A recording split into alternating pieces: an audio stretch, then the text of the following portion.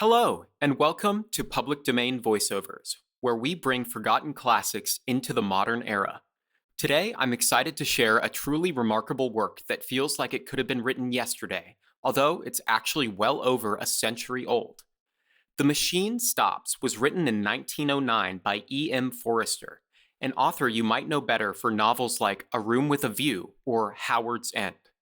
While Forster is primarily celebrated for his examinations of class and social conventions in Edwardian England, this particular work reveals his lesser-known talent for science fiction. What makes the story so fascinating is its uncanny prescience. Written decades before the first computer was invented, The Machine Stops depicts a world where humans live in isolation, rarely leaving their individual rooms, while communicating entirely through screen-based technology.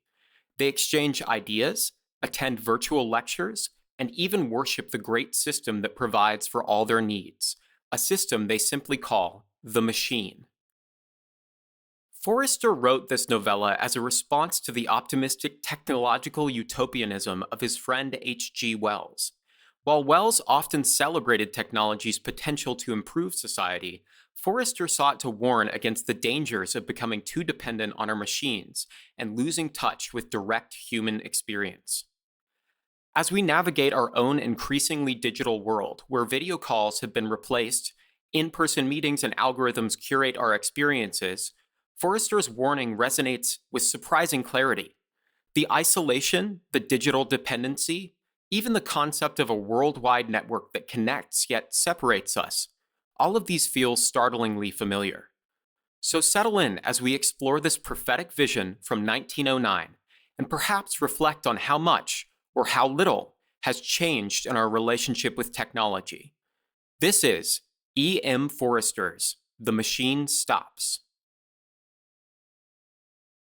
Part 1. The Airship. Imagine, if you can, a small room, hexagonal in shape, like the cell of a bee.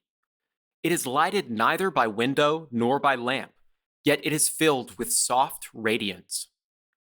There are no apertures for ventilation, yet the air is fresh. There are no musical instruments, and yet at the moment that my meditation opens, this room is throbbing with melodious sounds. An armchair is in the center. By its side, a reading desk. That is all the furniture. And in the armchair there sits a swaddled lump of flesh. A woman, about 5 feet high, with a face as white as a fungus. It is to her that the little room belongs. An electric bell rang. The woman touched a switch and the music was silent. I suppose I must see who it is, she thought, and set her chair in motion. The chair, like the music, was worked by machinery, and it rolled her to the other side of the room, where the bell still rang importunately. "Who is it?" she called. Her voice was irritable, for she had been interrupted often since the music began. She knew several thousand people. In certain directions, human intercourse had advanced enormously. But when she listened to the receiver, her white face wrinkled into smiles, and she said, "Very well, let us talk. I will isolate myself. I do not expect anything important will happen for the next 5 minutes, for I can give you fully 5 minutes, Kuno. Then I must deliver my lecture on music during the Australian period." She touched the isolation knob so that no one else could speak to her. Then she touched the lighting apparatus, and the little room was plunged into darkness. "Be quick," she called, her irritation returning. "Be quick, Kuno. Here I am in the dark, wasting my time." But it was fully 15 seconds before the round plate that she held in her hands began to glow. A faint blue light shot across it, darkening to purple, and presently she could see the image of her son, who lived on the other side of the earth, and he could see her. "Kuno, how slow you are." He smiled gravely. "I really believe you enjoy dawdling." "I have called you before, Mother, but you are always busy or isolated. I have something particular to say." "What is it, dearest boy? Be quick. Why could you not send it by pneumatic post?" Because I prefer saying such a thing. Well, I want you to come and see me. Vashti watched his face in the blue plate. But I can see you, she exclaimed. What more do you want? I want to see you not through the machine, said Kuno. I want to speak to you not through the wearisome machine. Oh, hush, said his mother, vaguely shocked. You mustn't say anything against the machine. Why not? One mustn't. You talk as if a god had made the machine, cried the other. I believe that you pray to it when you are unhappy. Men made it, do not forget that. Great men, but men. The machine is much, but it is not everything. I see something like you in this plate, but I do not see you. I hear something like you through this telephone, but I do not hear you. That is why I want you to come. Pay me a visit so that we can meet face to face and talk about the hopes that are in my mind. She replied that she could scarcely space the time for a visit. The airship barely takes 2 days to fly between me and you. I dislike airships. Why? I dislike seeing the horrible brown earth and the sea and the stars when it is dark. I get no ideas in an airship. I do not get them anywhere else. What kind of ideas can the air give you? He paused for an instant. Do you not know 4 big stars that form an oblong, and 3 stars close together in the middle of the oblong, and hanging from these stars 3 other stars? No, I do not. I dislike the stars. But did they give you an idea? How interesting. Tell me. I had an idea that they were like a man. I do not understand. The 4 big stars are like man's shoulders and his knees. The 3 stars in the middle are like the belts that men wore once, and the 3 stars hanging are like a sword. A sword? Men carried swords about them to kill animals and other men. It does not strike me as a very good idea, but it is certainly original. When did it come to you first? In the airship. He broke off, and she fancied that he looked sad. She could not be sure, for the machine did not transmit nuances of expression. It only gave a general idea of people, an idea that was good enough for all practical purposes, Vashti thought. The imponderable bloom, declared by a discredited philosophy to be the actual essence of intercourse, was rightly ignored by the machine, just as the imponderable bloom of the grape was ignored by the manufacturers of artificial fruit. Something good enough had long since been accepted by our race. The truth is, he continued, that I want to see these stars again. They are curious stars. I want to see them not from the airship, but from the surface of the earth, as our ancestors did, thousands of years ago. I want to visit the surface of the earth. She was shocked again. Mother, you must come, if only to explain to me what is the harm of visiting the surface of the earth. No harm, she replied, controlling herself, but no advantage. The surface of the earth is only dust and mud, no advantage. The surface of the earth is only dust and mud, no life remains on it, and you would need a respirator, or the cold of the outer air would kill you. One dies immediately in the outer air.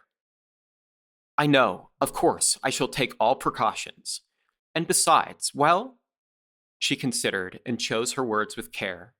Her son had a queer temper, and she wished to dissuade him from the expedition. It is contrary to the spirit of the age, she asserted. Do you mean by that contrary to the machine?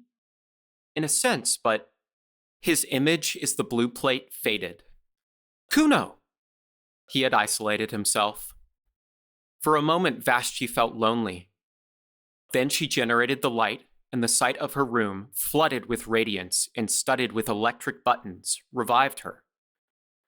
There were buttons and switches everywhere. Buttons to call for food, for music, for clothing. There was the hot bath button, by pressure of which a basin of imitation marble rose out of the floor, filled to the brim with a warm, deodorized liquid. There was the cold bath button. There was the button that produced literature. And there were, of course, the buttons by which she communicated with her friends. The room, though it contained nothing, was in touch with all that she cared for in the world. Vashti's next move was to turn off the isolation switch, and all the accumulations of the last 3 minutes burst upon her. The room was filled with the noise of bells and speaking tubes.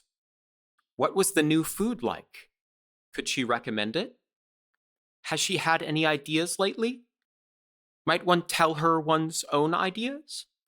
Would she make an engagement to visit the public nurseries at an early date? Say, this day, this month. To most of these questions, she replied with irritation, a growing quality that accelerated age. She said that the new food was horrible, that she could not visit the public nurseries through press of engagements, that she had no ideas of her own, but had just been told one that 4 stars and 3 in the middle were like a man. She doubted there was much in it.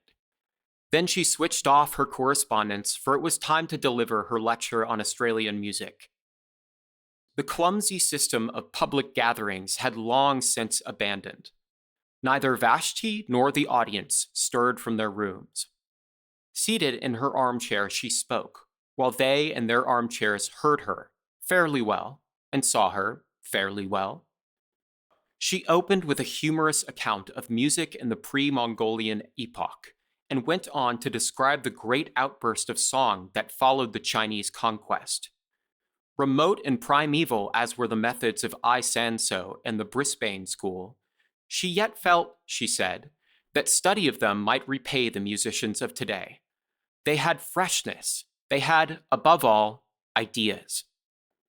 Her lecture, which lasted 10 minutes, was well received, and at its conclusion, she and many of her audience listened to a lecture on the sea. There were ideas to be got from the sea. The speaker had donned a respirator and visited it lately. Then she fed, talked to many friends, had a bath, talked again, and summoned her bed. The bed was not to her liking. It was too large, and she had a feeling for a small bed. Complaint was useless, for beds were of the same dimension all over the world, and to have an alternative bed would have involved mass alterations in the machine. Vashti isolated herself. It was necessary, for neither day nor night existed under the ground, and reviewed all that had happened since she summoned the bed last. Ideas? Scarcely any. Events? Was Kuno's invitation an event? By her side, on the little reading desk, was a survival from the ages of litter. One book. This was the Book of the Machine. In it were instructions against every possible contingency. If she was hot or cold or dyspeptic or at a loss for a word, she went to the book, and it told her which button to press. The Central Committee published it. In accordance with a growing habit, it was richly bound. Sitting up in the bed, she took it reverently in her hands. She glanced round the glowing room as if someone might be watching her.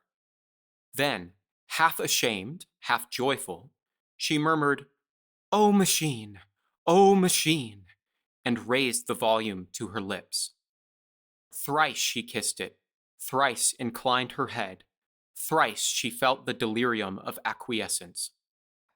Her ritual performed, she turned to page 1367, which gave the times of the departure of the airships from the island in the southern hemisphere, under whose soil she lived, to the island in the northern hemisphere, whereunder lived her son. She thought, "I have not the time." She made the room dark and slept. She awoke and made the room light. She ate and exchanged ideas with her friends, and listened to music and attended lectures. She made the room dark and slept. Above her, beneath her, and around her, the machine hummed eternally.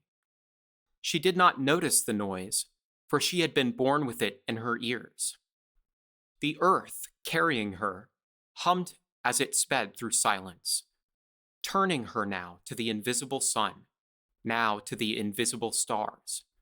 She awoke and made the room light. "Kuno!"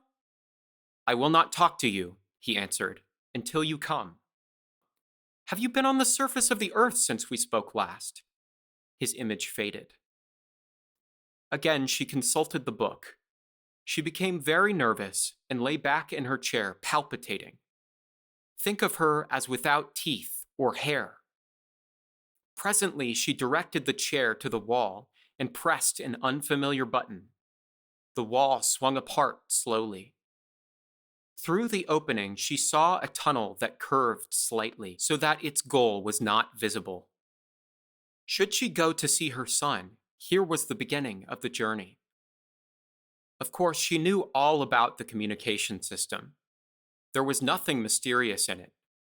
She would summon a car and it would fly with her down the tunnel until it reached the lift that communicated with the airship station. The system had been in use for many, many years, long before the universal establishment of the machine. And of course, she had studied the civilization that had immediately preceded her own, the civilization that had mistaken the functions of the system and had used it for bringing people to things instead of bringing things to people. Those funny old days when men went for change of air instead of changing the air in their rooms. And yet, she was frightened of the tunnel. She had not seen it since her last child was born. It curved, but not quite as she remembered. It was brilliant, but not quite as brilliant as a lecturer had suggested. Vashti was seized with the terrors of direct experience. She shrank back into the room and the wall closed up again.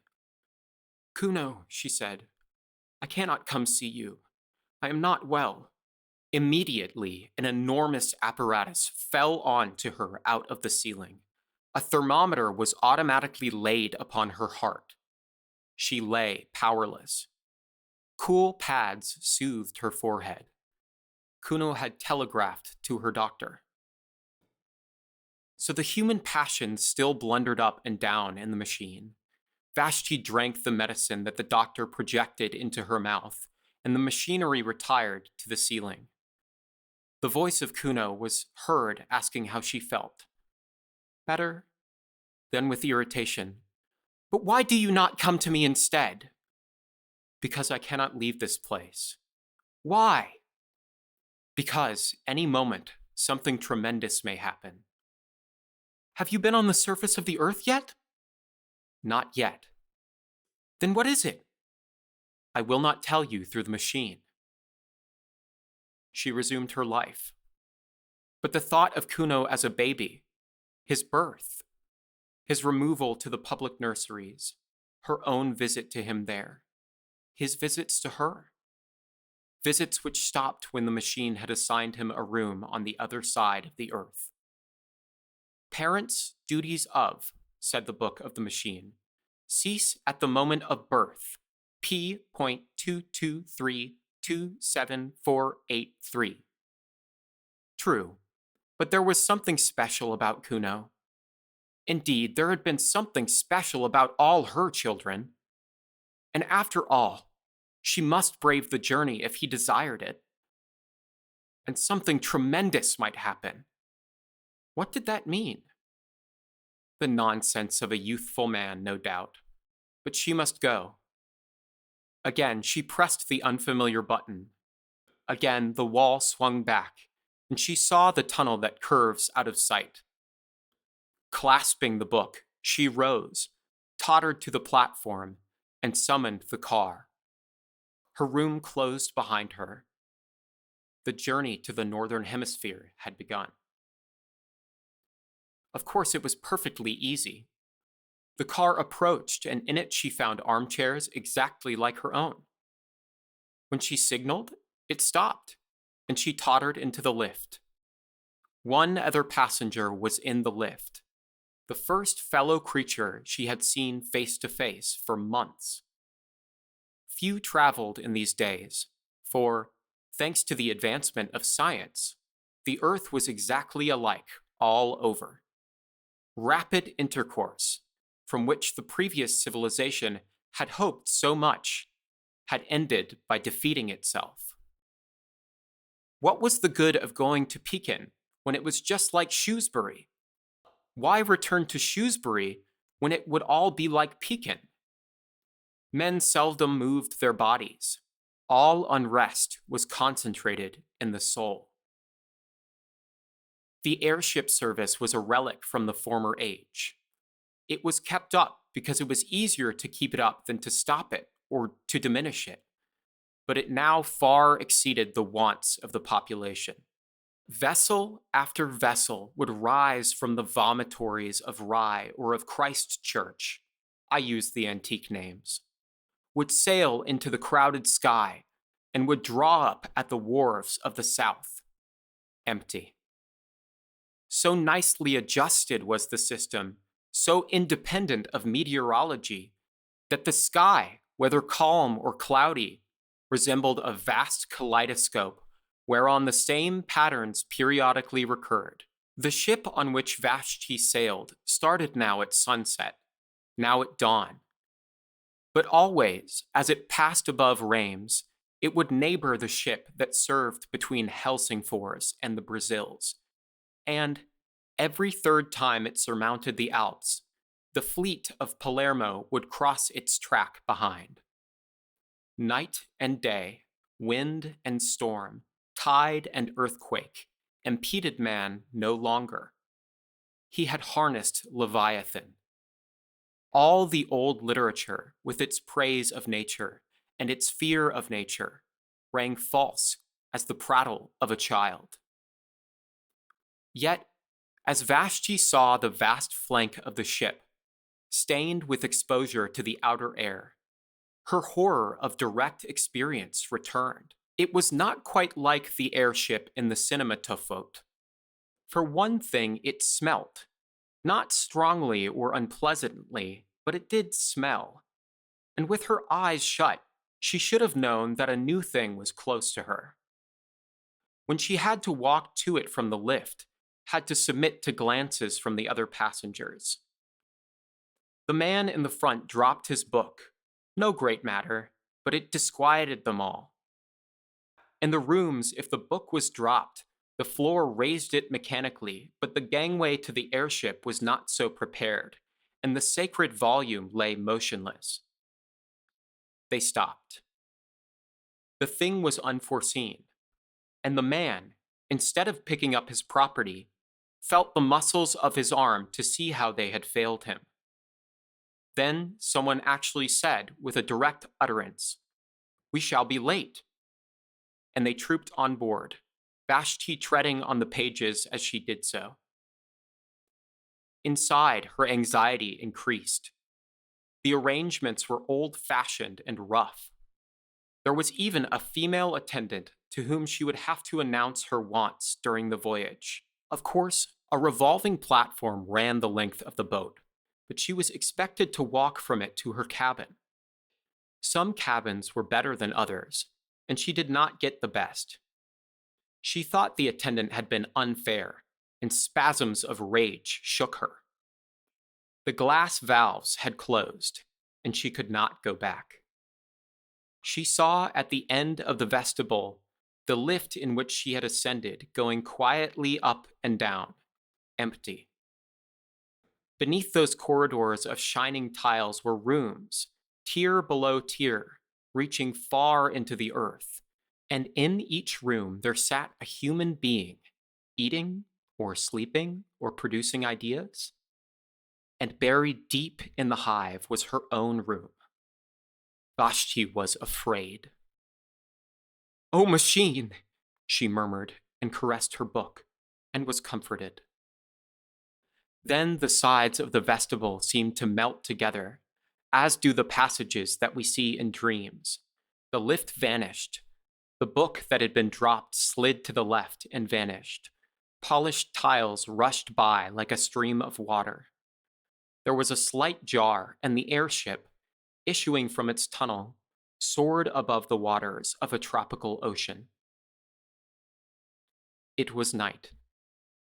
For a moment, she saw the coast of Sumatra edged by the phosphorescence of waves and crowned by lighthouses, still sending forth their disregarded beams. These also vanished, and only the stars distracted her. They were not motionless, but swayed to and fro above her head, thronging out of one skylight into another, as if the universe, and not the airship, was careening. And, as often happens on clear nights, they seemed now to be in perspective, now on a plane, now piled tier beyond tier into the infinite heavens, now concealing infinity, a roof limiting forever the visions of men. In either case, they seemed intolerable. "Are we to travel in the dark?" called the passengers angrily, and the attendant, who had been careless, generated the light and pulled down the blinds of pliable metal. When the airships had been built, the desire to look direct at things still lingered in the world. Hence the extraordinary number of skylights and windows and the proportionate discomfort to those who were civilized and refined. Even in Vashti's cabin, one star peeped through a flaw in the blind, and after a few hours' uneasy slumber, she was disturbed by an unfamiliar glow, which was the dawn. Quick as the ship had sped westwards, the earth had rolled eastwards quicker still, and had dragged back Vashti and her companions towards the sun. Science could prolong the night, but only for a little, and those high hopes of neutralizing the Earth's diurnal revolution had passed, together with the hopes that were possibly higher. To keep pace with the sun, or even to outstrip it, had been the aim of the civilization preceding this. Racing aeroplanes had been built for the purpose, capable of enormous speed and steered by the greatest intellects of the epoch. Round the globe they went, round and round, westward, westward, round and round, amidst humanity's applause. In vain. The globe went eastward quicker still. Horrible accidents occurred, and the committee of the machine, at the time rising into prominence, declared the pursuit illegal, unmechanical, and punishable by homelessness. Of homelessness, more will be said later. Doubtless, the committee was right. Yet the attempt to defeat the sun aroused the last common interest that our race experienced about the heavenly bodies, or indeed about anything. It was the last time that men were compacted by thinking of a power outside the world. The sun had conquered, yet it was the end of his spiritual dominion. Dawn, midday, twilight, and the zodiacal path touched neither men's lives nor their hearts, and science retreated into the ground to concentrate herself upon problems that she was certain of solving. So when Vashti found her cabin invaded by a rosy finger of light, she was annoyed and tried to adjust the blind. But the blind flew up altogether, and she saw through the skylight small pink clouds swaying against a background of blue, and as the sun crept higher, its radiance entered direct, brimming down the wall like a golden sea. It rose and fell with the airship's motion, just as waves rise and fall. But it advanced steadily as a tide advances. Unless she was careful, it would strike her face. A spasm of horror shook her, and she rang for the attendant. The attendant was too horrified, but she could do nothing. It was not her place to mend the blind. She could only suggest that the lady should change her cabin, which she accordingly prepared to do. People were almost exactly alike all over the world, but the attendant of the airship, perhaps owing to her own exceptional duties, had grown a little out of the common. She had often to address passengers with direct speech, and this had given her a certain roughness and originality of manner. When Vashti swerved away from the sunbeams with a cry, she behaved barbarically. She put out her hand to steady her. "How dare you!" exclaimed the passenger. "You forget yourself!" The woman was confused and apologized for not having let her fall. People never touched one another. The custom had become obsolete owing to the machine. "Where are we now?" asked Vashti haughtily. "We are over Asia," said the attendant, anxious to be polite. "Asia?" "You must excuse my common way of speaking. I have got into the habit of calling places over which I pass by their unmechanical names." "Oh, I remember Asia. The Mongols came from it." Beneath us, in the open air, stood a city that was once called Simla. "Have you heard of the Mongols and of the Brisbane school?" "No." "Brisbane also stood in the open air. Those mountains to the right, let me show you them." She pushed back a metal blind. The main chain of the Himalayas was revealed. "They were once called the roof of the world, those mountains." "What a foolish shame!" "You must remember that, before the dawn of civilization, they seemed to be an impenetrable wall that touched the stars. It was supposed that no one but the gods could exist above their summits. How we have advanced, thanks to the machine." "How we have advanced, thanks to the machine," said Vashti. "How we have advanced, thanks to the machine," echoed the passenger who had dropped his book the night before and who was standing in the passage. "And that white stuff in the cracks? What is it?" "I have forgotten its name." "Cover the window, please. These mountains give me no ideas." The northern aspect of the Himalayas was in deep shadow. On the Indian slope, the sun had just prevailed. The forests had been destroyed during the literature epoch for the purpose of making newspaper pulp, but the snows were awakening to their morning glory, and clouds still hung on the breasts of Kinchinjunga. In the plain were seen the ruins of cities, with diminished rivers creeping by their walls, and by the sides of these were sometimes the signs of vomitories, marking the cities of today. Over the whole prospect, airships rushed, crossing the intercrossing with incredible aplomb, and rising nonchalantly when they desired to escape the perturbations of the lower atmosphere and to transverse the roof of the world. "We have indeed advanced, thanks to the machine," repeated the attendant, and hid the Himalayas behind a metal blind. The day dragged wearily forward. The passengers each sat in his cabin, avoiding one another with an almost physical repulsion and longing to be once more under the surface of the earth. There were 8 or 10 of them, mostly young males, sent out from the public nurseries to inhabit the rooms of those who had died in various parts of the earth. The man who had dropped his book was on the homeward journey. He had been sent to Sumatra for the purpose of propagating the race. Vashti alone was traveling by her private will. At midday, she took a second glance at the earth. The airship was crossing another range of mountains, but she could see little, owing to clouds. Masses of black rock hovered below her and merged indistinctly into gray. Their shapes were fantastic.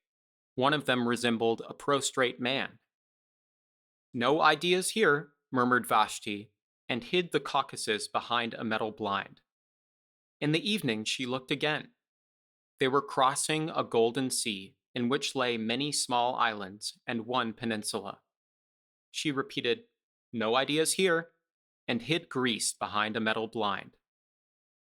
End of part 1.